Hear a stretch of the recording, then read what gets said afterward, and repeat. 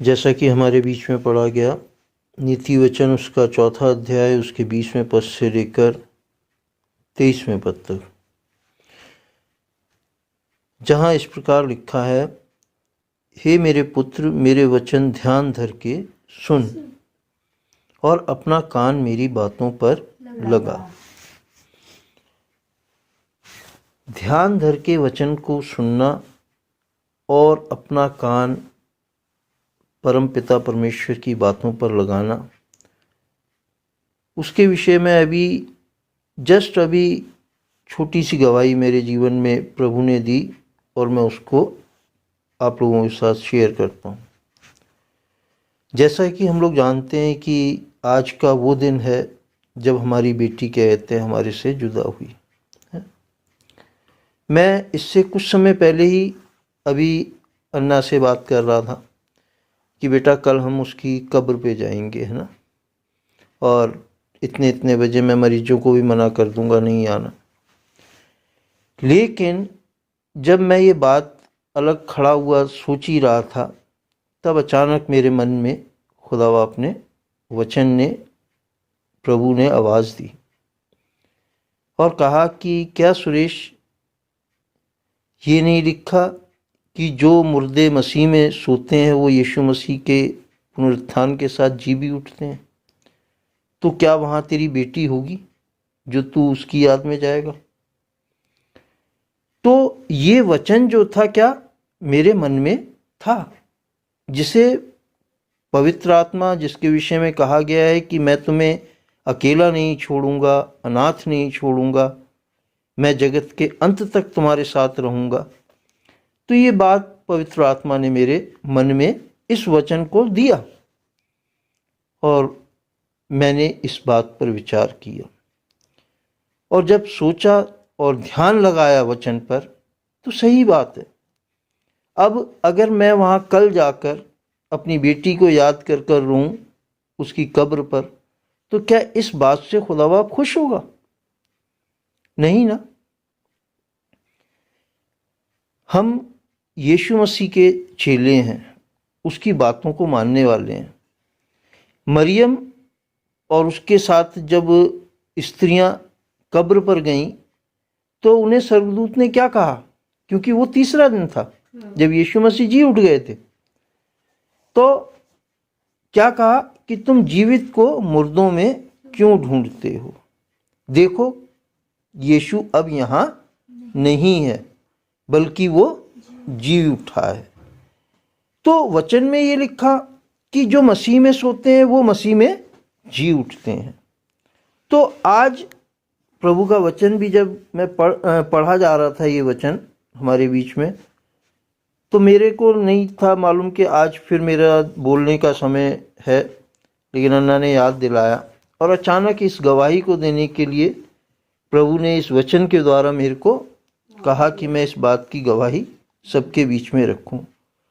क्यों? क्योंकि हम लोग अक्सर उदास रहते हैं अपने उन बिछड़े हुओं को याद करके जो हमें छोड़ के खुदा के घर में चले जाते हैं।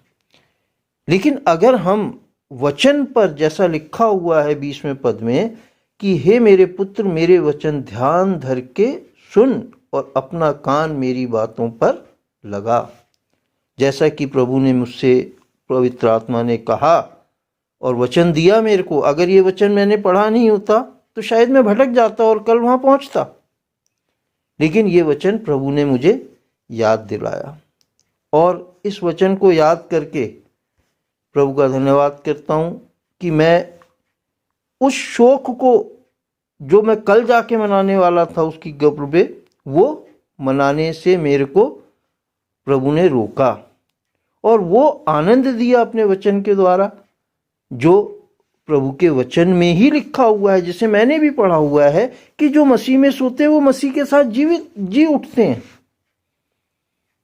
तो अब हमारी बेटी वहां नहीं है। तो अगर हम अपना ध्यान वचन पर लगाएंगे, जैसा कि आज हम 20वें पद में पढ़ रहे हैं कि हे मेरे पुत्र, मेरे वचन ध्यान धर के सुन और अपना कान मेरी बातों पर लगा। अगर हम इस तरीके से वचनों को ध्यान धर के पढ़ेंगे, सुनेंगे और अपने कान जब पवित्र आत्मा हमसे बात करेगा वचन के द्वारा, तो हमें क्या होगा, एक दुख से निकलकर एक आनंद का रास्ता दिखाई देगा।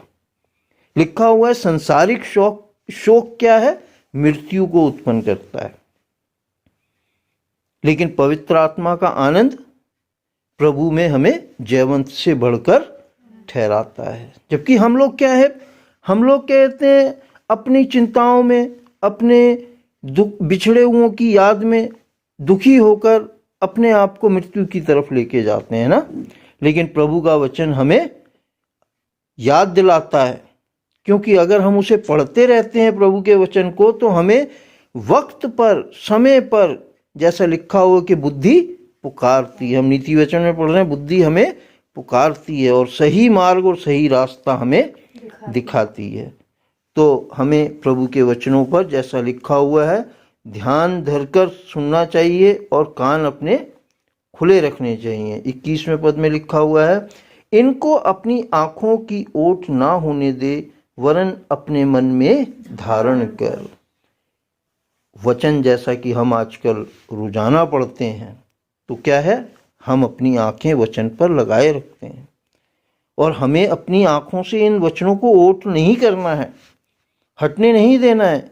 क्यों? क्योंकि अगर ये वचन हमारे जीवन से हट जाएगा और हम इस पर ध्यान नहीं देंगे, तो संसारिक पीड़ाएं और दुख और तकलीफें जो हर मनुष्य पे आती हैं, वो जब हम पर आएंगी तो हम हर मनुष्य की तरह जो संसार में दुखी और चिंता में और डिप्रेशन में पड़े रहते हैं, क्योंकि मेरे पास बहुत से मरीज ऐसे आते हैं जो डिप्रेशन में, चिंताओं में पड़े रहते हैं। क्यों? क्योंकि उनका मन जो है वचनों से नहीं भरा है, है पवित्र आत्मा की बातों पर उनका ध्यान नहीं है। यही कारण है कि वो डिप्रेशन में अपने जीवन को खो देते हैं। तो अगर हम प्रभु के वचनों पर अपना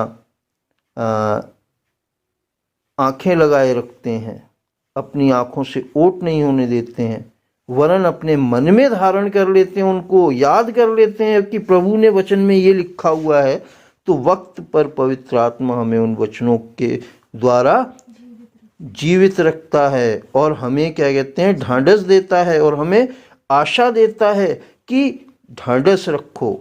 यीशु मसीह ने क्या कहा, ढांढस रखो, मैंने संसार को जीत लिया है और जब तुम मेरे पास आओगे तो मैं तुम्हारे आंसू सारे क्या है, पोंछ डालूंगा, वहां फिर रोना नहीं होगा। तो अगर ये वचन हमें याद नहीं रहेंगे, मन में धारण नहीं रहेंगे, तो हम संसारिक लोगों की तरह शोकित होके मृत्यु में चले जाएंगे। लेकिन अगर ये वचन हमें जो ताकत देते हैं, अगर हम अपने मन में इसे धारण करते हैं, तो हम जयवंत से बढ़कर ठहरेंगे और संसार की तरह कभी शोक नहीं करने पाएंगे। 22वें पद में, क्योंकि जिनको वे प्राप्त होते हैं वे उनके जीवित रहने का और उनके सारे शरीर के चंगे रहने का कारण होते हैं। है? कितनी बड़ी बात है। अगर ये वचन जो है हमारे मन में रहते हैं, तो ये हमें जीवित रखने का और हमारे शरीर के भी चंगे रहने का कारण होते हैं। जैसा कि मैंने अभी बताया कि बहुत से लोग बाग अपनों से बिछड़कर, इस संसार की चिंताओं में फंसकर, धन के लोभ में फंसकर, तरह तरह की बातों में फंसकर क्या होता है, डिप्रेस्ड हो जाते हैं, हार जाते हैं अपने जीवन से और मृत्यु की तरफ चले जाते हैं। परंतु अगर हमारे मन में परमेश्वर के वचन भरे रहेंगे, तो ये क्या होगा, हमारे जीवित रहने का भी कारण होगा और हमारे सारे शरीर के चंगे रहने का भी कारण होगा। 23वें पद में, सबसे अधिक अपने मन की रक्षा कर, क्योंकि जीवन का मूल स्रोत वही है। मन की रक्षा कर, क्योंकि मन जो है क्या है, एक धोखा देने वाला है और वचन कहता है कि मन को कोई अपने वश में नहीं कर सकता। लेकिन हम जो मसीह के मानने वाले हैं, अगर अपने आँखों से वचनों को ओट नहीं करते हैं, यानी कि अपने रोजाना अपना वचन में अपने लौलीन रहते हैं, पढ़ते रहते हैं, तो हम अपने मन पर भी क्या कर सकते हैं, काबू कर सकते हैं। हम मन को भी अपने वश में रख सकते हैं। क्योंकि आज के दिन को लेके मैं बेटी से बात कर रहा था तो बड़ा उदास था, दुखी था हो रहा है। लेकिन जब पवित्र आत्मा ने अपने वचन के द्वारा मुझसे बातचीत की तो मेरा दिल खुश हो गया कि नहीं, हमारी बेटी तो जीवित है। तो आज का वचन हमारे जीवन में एक अनमोल शांति देता है जो हमें पैसे से भी खरीद के नहीं मिल सकती है। बहुत से लोगों के पास मखमली बिस्तर हैं, अच्छी अच्छी चीज़ें हैं, जिसे कहा जाए कि धन की बहुतायत के कारण उनके पास सारी सुख सुविधाएं हैं, लेकिन फिर भी उन्हें नींद नहीं आती है, फिर भी वो चिंताओं से मुक्त नहीं होते हैं, क्योंकि उनके पास वचन नहीं होता है। अगर वचन हमारे साथ रहता है तो हम हर दुख तकलीफ परेशानी में भी आनंदित रह सकते हैं, खुश रह सकते हैं। क्योंकि ये वचन जो है स्वयं लिखा हुआ है कि आदि में वचन था और वचन परमेश्वर के साथ था, और वचन क्या था, खुद परमेश्वर था, और वही देहधारी हुआ और उसने मनुष्यों के बीच में क्या किया, डेरा किया। आज अगर हम इस वचन को पढ़ते हैं तो प्रभु का आत्मा हमारे साथ रहता है और हमें अपने जीवन में जीवित रहने का, भले चंगे रहने का, शांति दिए रखने का, भरोसा और आशा दिए रखने का एक ऐसा स्रोत होता है जो कभी बंद नहीं होता, जो कभी मिटता नहीं, मिलता ही रहता है, मिलता ही रहता है। क्यों? क्योंकि अगर हमारा मन जो हमें धोखा देने वाला है वचनों से भरा रहेगा तो ये क्या ठहरेगा, जीवन का मूल स्रोत ठहरेगा। और प्रभु ने हमें जीवन कैसा दिया है, थोड़े समय का जीवन नहीं वरन अनंत जीवन दिया है। तो आज के वचन के द्वारा प्रभु हम सबों को ये शांति और ये ढांढस दे कि हम अपने जीवन में चाहे कितनी भी परेशानियां आए, लेकिन अपने जीवन में सबसे बड़ी बात कि वचनों को पढ़ते रहने वाले बने, बाइबल को पढ़ते रहने वाले बने, ताकि जब कभी हम कमज़ोर पड़ें तो पवित्र आत्मा हमें बाइबल के अपने वचनों से हमें तसल्ली दे सके। प्रभु के वचन के पढ़े और सुने जाने पर हम सबों के जीवन में बहुतायत से आशीष हो, प्रभु यीशु मसीह के नाम में, आमीन आमीन आमीन।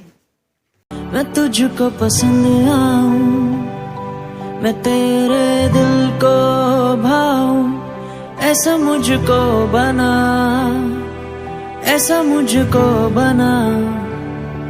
मैं तुझको पसंद आऊं, मैं तेरे दिल को भाऊं, ऐसा मुझको बना, ऐसा मुझको